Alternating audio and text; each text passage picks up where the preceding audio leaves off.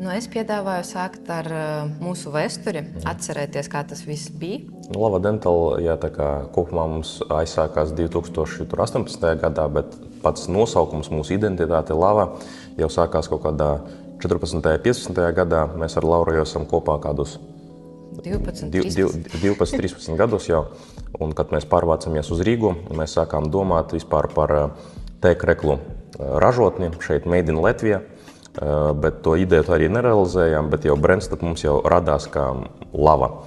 Ja, tā kā, un Lavai vēl ir diezgan tāda dziļa doma arī medicīnā, ja mēs runājam par veselību, par estētiku, par zobārstniecību. Jā, mēs gribējām, lai tas nosaukums ir saistīts arī ar kaut kādu enerģētisko vērtību, un Lava tas vienmēr ir par transformāciju, par pārvēršanos, par kaut ko pilnīgi jaunu. Jā, un tādā veidā arī šis brands mums ir nostiprinājies, mēs esam super laimīgi. Jā, un bonusā vajag piebilst, ka tie ir mūsu iniciāļi, tā kā viņu savilkums, bet tas jau tāds sīkums. Laura Aleksejeva, Vladislavs Aleksejevs, tā arī Lava ir sācies.